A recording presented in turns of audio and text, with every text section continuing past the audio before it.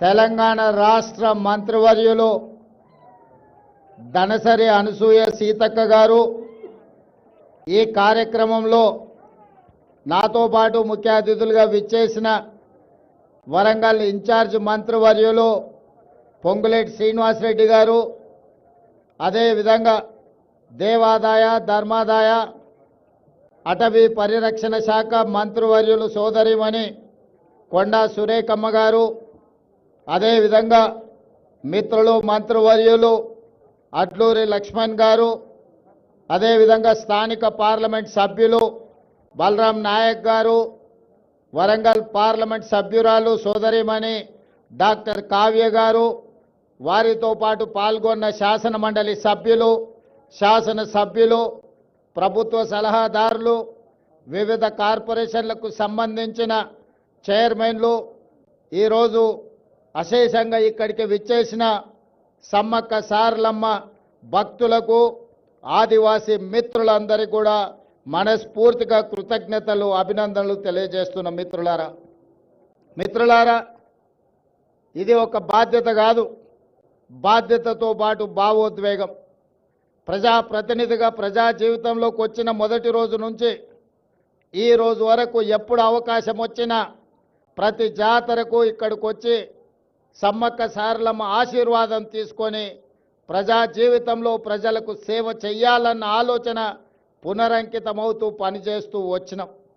దాదాపుగా ఇప్పటికీ 17-18 సంవత్సరాల నుంచి వరుసగా ఈ ప్రాంతాన్ని సందర్శించుకోవడం, ఈ ప్రాంతం యొక్క అభివృద్ధి గురించి మాట్లాడుకోవడం, ఆనాటి పాలకులకు పెద్దలకు విజ్ఞప్తులు చేయడంతోనే సరిపోయింది. ప్రతిసారి ఎవరినో ఒకరిని అడగడం, వాళ్ళు ఏదో కొంచెము దానం ఇచ్చినట్టుగా ధర్మం చేసినట్టుగా వ్యవహరిస్తే మా జీవితాలకి ఇంతేనేమో అని మేము అనుకునే వాళ్ళం. కానీ 2023 ఫిబ్రవరి 6 నాడు ప్రజాపాలన తీసుకురావాలి, ప్రజల దగ్గరికి వెళ్ళి వారి సమస్యలు తెలుసుకోవాలని ఆలోచన చేసినప్పుడు ఎక్కడి నుంచి ఈ పాదయాత్ర మొదలు పెట్టాలి అని చర్చ జరిగింది. మిత్రులు చాలా రకాలుగా సూచనలు సలహాలు ఇచ్చిండ్రు. చివరికి నేను పెద్దలు వేం నరేందర్ రెడ్డి గారు ఆలోచన చేసి అక్కడో ఇక్కడ ఎక్కడో కాదు, మా ఇంటి ఆడబిడ్డ అయిన సీతక్క ప్రాంతం నుంచి మేడారం జాతర సమ్మక్క సారలమ్మ ఆశీర్వాదం తీసుకొని పాదయాత్ర మొదలు పెడదాం. ఒక సంకల్పం తీసుకొని బయలుదేరిన వాళ్ళు ఎవరు చరిత్రలో ఓడిపోలేదు. కాబట్టి ప్రజలకు ప్రజాపాలన అందించాలన్న సంకల్పంతో మనము సమ్మక్క సారలమ్మ ఆశీర్వాదం తీసుకొని బయలుదేరదామని ఆనాడు ఇక్కడి నుంచి పాదయాత్ర మొదలుపెట్టినాం. సరిగ్గా 2 రోజులు 3 రోజుల ముందే సీతక్కకు చెప్పినాం. సీతక్క అన్నది, అన్న సమయం లేదు, 24 గంటలు 48 గంటల్లో ఈ కార్యక్రమం చేయడం కష్టమవుతుందేమో అని. నేనన్నా, అక్క సంకల్పం ఉంటే కార్యక్రమం విజయవంతం అవుతుంది, నువ్వు ఎలాంటి ఆలోచన చెయ్యకు, పనులు మొదలుపెట్టు అని చెప్పి ఆనాడు ఫిబ్రవరి 6, 2023 నాడు ఇదే గద్దెల నుంచి గద్దెల ముందు ప్రణమిల్లి ఖచ్చితంగా ఈ తెలంగాణకు పట్టిన చీడ పీడ విరగడి కలిగిస్తాం, దొరల పాలన నుంచి ప్రజా పాలనకు తీసుకొస్తామని ఇక్కడ వేదిక మీద నుంచి ఆనాడు చెప్పడం జరిగింది. అందుకే మిత్రులారా, ప్రజలు ఆశీర్వదించారు, అవకాశం వచ్చింది.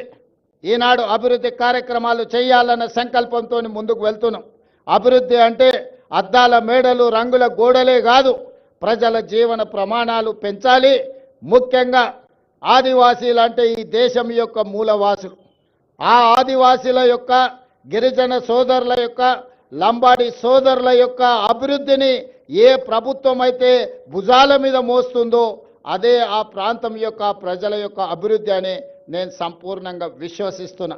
అందుకే ఈనాడు ఆదివాసీ ప్రాంతాలలో, తండాలలో, గూడాలలో, మారుమూల పల్లెల్లో వాళ్ళ యొక్క సంక్షేమానికి, వాళ్ళ యొక్క అభివృద్ధి కార్యక్రమాలకి ఈరోజు ప్రభుత్వం ప్రణాళికలు అందిస్తుంది. ఈరోజు ప్రతి నియోజకవర్గానికి 3500 ఇండ్లు, 4,50,000 ఇందిరమ్మ ఇండ్లు పేదోళ్ళకు అందించిన తర్వాత మరి ఆదివాసీలు గిరిజనులకు సరిపోవడం లేదు అని నా దృష్టికి ఎమ్మెల్యేలు తెస్తే ఐటీడీఏ ప్రాంతాలలో అదనంగా గిరిజనులకు, ఆదివాసీలకు మళ్ళీ 22,000 ప్రత్యేకంగా ఇండ్లు ఇచ్చి ఆదివాసి బిడ్డలు ప్రతి వాళ్ళు సొంత ఇంటిలో ఉండాలి అని మన ప్రభుత్వం ఈరోజు ప్రణాళికలు తీసుకున్నది.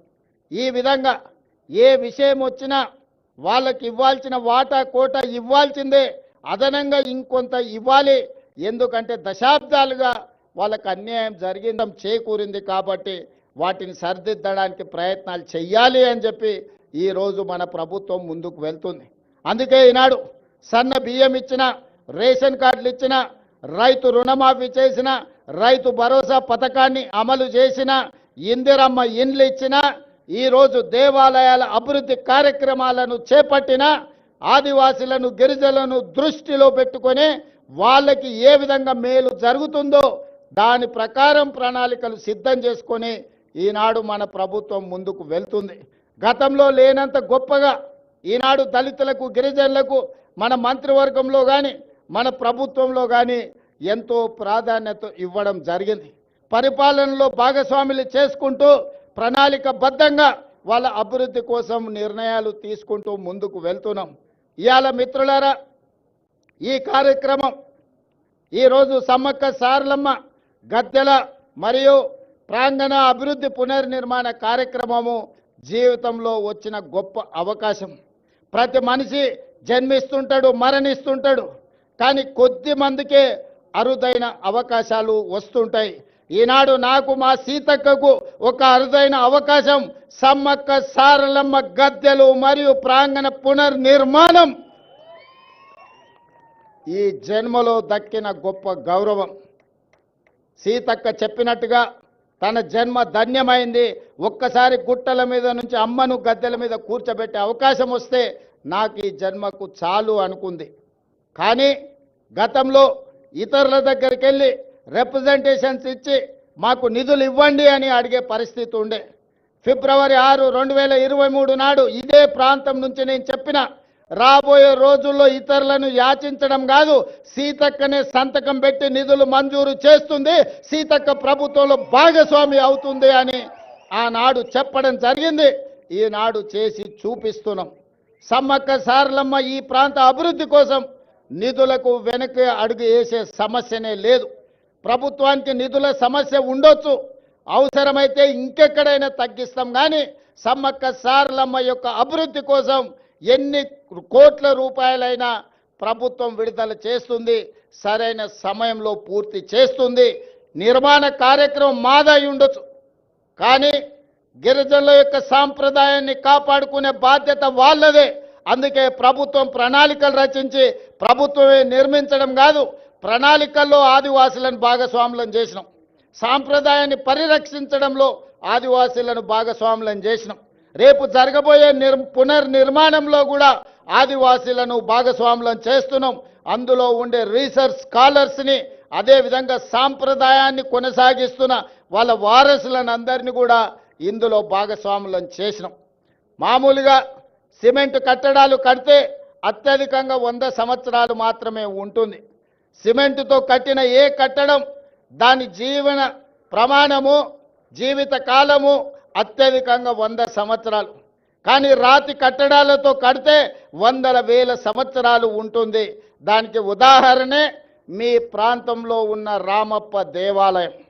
రుద్రదేవుడు ఆనాడు కట్టిన దేవాలయం 800 సంవత్సరాలైనా యునెస్కో లిస్టులో ఈరోజు చేరింది అంటే రాతి కట్టడాలతోని, గొప్ప నగిశీలతోని రామప్ప మందిరం కట్టిండు రుద్రదేవుడు. కాబట్టి ఇయాలటికి అది చరిత్రలో నిటారుగా నిలబడ్డది. అందుకే అధికారులు సిమెంటుతో ప్రతిపాదనలు తెచ్చిన సిమెంటు కట్టడాలు వద్దు, రాతి కట్టడాలతోనే కట్టాలి. రాబోయే 100 సంవత్సరాలకు సమ్మక్క సారలమ్మ మందిరం, గద్దెలు, ప్రాంగణం ఆదర్శంగా ఉండాలి, ఈ ప్రాంతంలో అభివృద్ధి జరగాలి అని ఈరోజు ప్రతి కట్టడం రాతి కట్టడాలతోనే కట్టాలని ఈరోజు నిర్ణయం తీసుకున్నాం. అందుకే ఇదొక గొప్ప కార్యక్రమం, జీవితకాల అవకాశం. ఈ గొప్ప కార్యక్రమంలో మీరందరూ భాగస్వాములు కావాలి, మీ అందరి ఆశీర్వాదం కావాలి ప్రభుత్వానికి. మేము మిమ్మల్ని మనులు మాణిక్యాలు అడగడం లేదు. ప్రజల యొక్క ఆలోచన, ఆదివాసీ సోదరుల యొక్క కోరిక మేరకు ఈ ప్రభుత్వం ఈ ప్రణాళికను తీసుకొని వచ్చింది. 100 రోజుల్లో ఈ పనులన్నీ పూర్తి చెయ్యాలి అని ఈనాడు ప్రభుత్వం టార్గెట్ పెట్టుకొని పనిచేస్తుంది. జనవరి 28 నుంచి జనవరి 31 వరకు ఏదైతే ఈ సమ్మక్క సారలమ్మ జాతర జరగబోతుందో వివిధ ప్రాంతాల నుంచి వివిధ రాష్ట్రాల నుంచి ఈ మధ్య విదేశీ పర్యాటకులు కూడా ఇక్కడికి ఆశీర్వాదం కోసం వస్తున్నారు. భక్తులకు ఎలాంటి అసౌకర్యం కలగకుండా ఇక్కడ అభివృద్ధి కార్యక్రమాలు వేగంగా జరగాలి అంటే రాత్రింబవళ్ళు ఇక్కడ పనులు జరగాలి. పొద్దుటిపూటనే పని చేస్తే సమయం సరిపోదు, రాత్రి సమయంలో కూడా పని చేయాలి. మరి ఇక్కడ నిపుణులు పనిచేస్తున్నప్పుడు వాళ్ళకి రక్షణ కల్పించి వాళ్ళకి అన్ని వసతులు చూసుకోవాల్సిన బాధ్యత స్థానికులదే. ప్రభుత్వం ఎన్ని చేసినా కొంతమేరకే ఉపయోగం ఉంటుంది, కానీ స్థానికుల భాగస్వామ్యం ఉంటే 100% ఈ కార్యక్రమం వేగంగా ముందుకు వెళ్తుంది. ఇవాళ సమ్మక్క సారలమ్మ గద్దెలే కాదు, జంపన్న వాగు నిర్మాణం గురించి భక్తులు రావడానికి, భక్తులు దర్శనం చేసుకున్న తర్వాత వెళ్ళడానికి కూడా రహదారుల నిర్మాణం కోసం కూడా ఈరోజు నేను అధికారులకు సూచనలు సలహాలు ఇవ్వడం జరిగింది. పొంగులేటి శ్రీనివాసరెడ్డి గారికి నేను ఆదేశాలు ఇచ్చిన, నెలలో 3-4 సార్లు ప్రతి వారం ఇన్ఛార్జ్ మంత్రిగా వారు ఖచ్చితంగా ఇక్కడికి పర్యటన చేయాల్సిందే, ఈ పన్నులను పర్యవేక్షించాల్సిందే. రాబోయే 100 రోజులు ఇందులో భాగస్వాములు అయ్యే వాళ్ళందరికీ నేను సూచన చేసిన, మనం అయ్యప్ప మాల వేసుకుంటే ఎట్లయితే మాల వేసుకొని భక్తితో ఉంటామో సమ్మక్క సారలమ్మ మాల వేసుకోండి, భక్తితో ఇక్కడి పనులను పూర్తి చేయండి అని చెప్పి మా అధికారులకు, మా సాంకేతిక నిపుణులకు, మా ప్రజాప్రతినిధులకు సూచన చేసిన. అందుకే మిత్రులారా, మళ్ళీ పూర్తి చేసుకున్న తర్వాత ఈ ప్రాంగణానికి నేను వస్తా. ఈసారి జాతరను అద్భుతంగా చేసుకుందాం. ఈ వేదిక మీద నుంచి కేంద్ర ప్రభుత్వానికి నేను విజ్ఞప్తి చేస్తున్నా, కుంభమేళకు మీరు వేల కోట్ల రూపాయలు ఇస్తున్నారు. మరి మా ఆదివాసీ కుంభమేళకు కేంద్ర ప్రభుత్వం ₹1 ఇవ్వడానికి కానీ, జాతీయ పండుగ గుర్తించడానికి కానీ వాళ్ళకి ఎందుకో మనసు రావడం లేదు. దయచేసి కిషన్ రెడ్డి గారు, బండి సంజయ్ గారు, ఈ ప్రాంత ప్రజల ఆశీర్వాదంతోనే మీకు ఆ హోదా వచ్చింది. నరేంద్ర మోడీ గారు ఈ దేశానికి ప్రధానమంత్రి అయినరు. ఇప్పటికైనా ఆలోచన చేయండి. కుంభమేళనే కాదు, ఉత్తరప్రదేశ్లో ఉన్న అయోధ్యనే దేవాలయాలు కాదు, ఈనాడు తెలంగాణ ప్రాంతంలో ములుగు అడవుల్లో ఇక్కడ ఉన్న సమ్మక్క సారలమ్మ కూడా ఒక గొప్ప దేవాలయం, ఒక చరిత్ర ఉన్నది. ఒక పోరాట పటిమతో పౌరుషానికి మారు పేరు, రాచరికం మీద తిరుగుబాటు చేసి జెండా ఎగరేసిన సమ్మక్క సారలమ్మ జాతరకు జాతీయ పండుగ గుర్తింపు రావాలి. దీనికి కోట్ల రూపాయలు కేంద్ర ప్రభుత్వం ఇవ్వాలి. ఇవ్వకపోతే మీ ఇష్టం, నేనేమనను. కానీ సమ్మక్క సారలమ్మ అన్ని గమనిస్తున్నాయి. ఎందుకంటే ఇవాళ ఉదయం బయలుదేరే ముందు వర్షం ఉంటుంది, హెలికాప్టర్ పోదు సార్ అన్నారు.